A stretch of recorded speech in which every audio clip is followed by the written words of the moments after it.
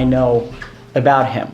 And I was lucky enough to be introduced to him by Joe Missouri, that actually has done a lot of matchmaking for this project, and that was very much appreciated. But it's really interesting when you meet someone, and we don't really know each other for that long, maybe a year and a half, and you click and you get a friendly / mentorial kind of relationship.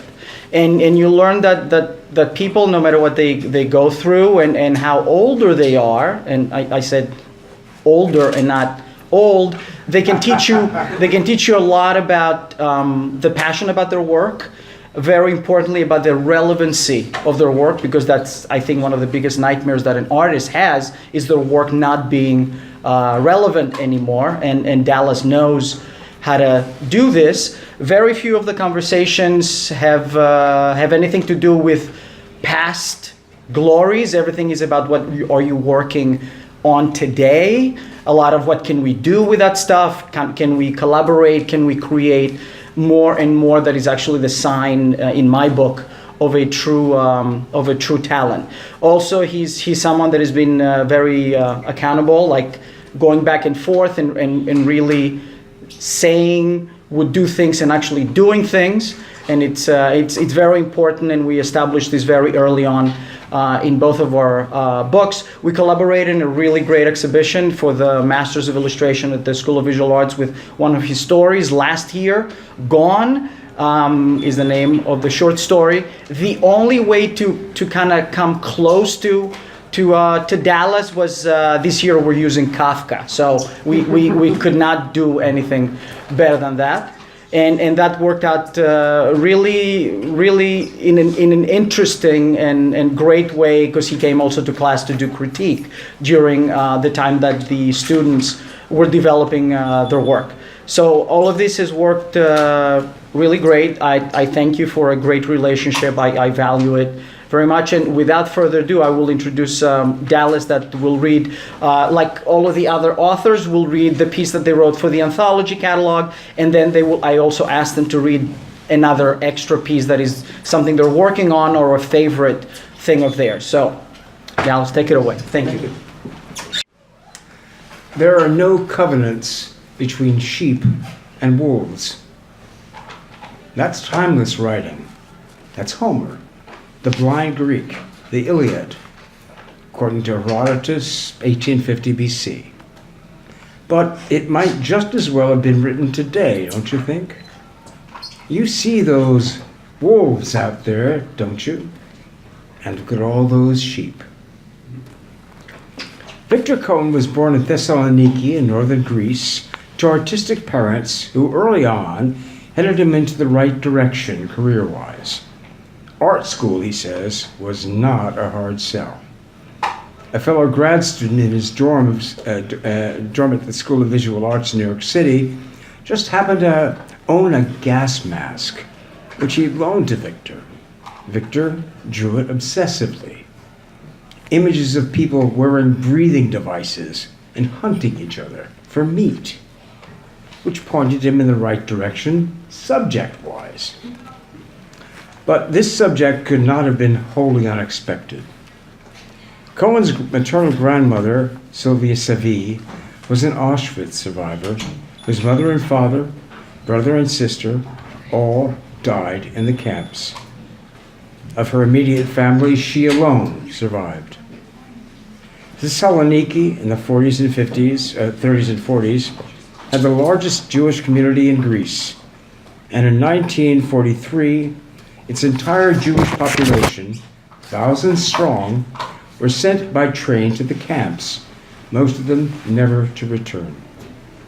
By September of 1944, only 19% of the Greeks in Auschwitz remained alive. So, is there any wonder that the bestiary presented here, and in much of his other work, Victor Koen has essayed the wolves? His family was well versed in his grandmother's history. But an artist's concerns can't be reduced to or explained away by a family history, however important, however grim. Remember that Koen belongs to an American generation which has seen plenty of wars on its own. His work looks through the lens of a harrowing past to our present and our future. The lens here is mythology, that of classical Greece. Greece, bringer of light to the ancient world, citadel of freedom, art, discourse, progress, and at the same time, steeped in its own dark history of Stone Age and Bronze Age gods and goddesses, of changelings, of monsters, of a mythology of cosmic order, design, and balance, yet steeped also in vengeance, war, rape, and murder. I browsed through these images, Victor's portraits. Everywhere, I see contradictions, strange and powerful juxtapositions, just as the Greeks might have seen them in their stages, in their temples, heard them in the tales told them in the gatherings at the Agora. They serve as warnings, portents, signs. Here is Nemesis, the inescapable, a winged woman with a glimpse of pale, tender breast flesh, a pistol gripped in her right hand. Here is the Caledonian boar, elegantly dressed and mounted on horseback for the fox hunt, an oil well in the near distance. Here is Typhon, in Greece, the father of all monsters, in tie and rolled up shirt sleeves, ready for work, breathing through a caged mask and offering up a human heart. Talos is the human brain, ensconced entirely in metal, history's first robot. Morbo, the world's first vampire, peers out atop 4 rows of images of children, her victims for their unruly ways. Medusa smiles sweetly at you, a house cat on her lap. Her gaze turns men to stone. Here is Centaur in natty derby hat and numbered armband, casually holding a machine gun. He guards a watchtower, faithfully yours, written in script below him. Here is Tiresias, the blind clairvoyant prophet of Apollo, in miner's helmet and frilled Elizabethan collar, pictured as a woman in the style of Rembrandt, cool, dispassionate, her mouth streaked with blood. And Argus, the all-seeing eye, his head a single mass of cameras, lenses, flashes, strobes, a jumbled, confused machine of modern sight. Images are mounted standing amid wastelands, bone, scrap heaps. By contrast, several figures sport goat horns, cornucopias, horns of plenty, symbols of earthly virility and lust. Machines and devices wrap around bodies, grow out of bodies. Everything from scalpels, forceps, saws, to basement boilers, rail cars, Wright brother era biplanes, and phonographic cylinders. And yes, gas masks too. Signs and portents of the modern world. In every responsible portrayal of war and violence is the urgent call for it to cease. A kind of Zen slap. Wake up, please. This is your life speaking. The graphic images we saw daily on our TV screens during the Vietnam War went a long way towards stopping it. We saw far fewer during the Afghanistan and Iraq wars, neither of which were ever stopped at all. What our perceptions tell us, what we see and hear, works its way into our sense of well-being, or lack of it. Art, by its nature, affirms life, be it created from the positive or the negative perspective. This is life, Victor's images tell us, but not the way you want it. They point towards something better. My own Greek novel, She Wakes, is filled with violence, closely, minutely observed. It posits an earthly battle between the reincarnated gods of ancient Greece for the souls of modern Greece, but one in which we mere mortals are not simply cannon fodder, but intrinsic to its outcome, ultimately masters of our fate. At the end of the revised edition, when at last Apollonian reason and light have prevailed, a couple who've been through all kinds of hell meet in its aftermath and make a silent pilgrimage to the Parthenon. It's a beautiful day, and it's early, so they're all alone up there. I wrote the following. This is Greece, he thought. I was wrong. I was a goddamn fool. Not beaches and tavernas and cafes, but this moment, this place, this huge spirit, still abroad here. The ancient world still gracing and informing the new, with its calm, heroic vision of what, at its best, the human soul can do. It is the same spirit which Victor Koen wishes to advance. By showing us here, in these powerful images, what we still must need to grow beyond and defeat. Introduction.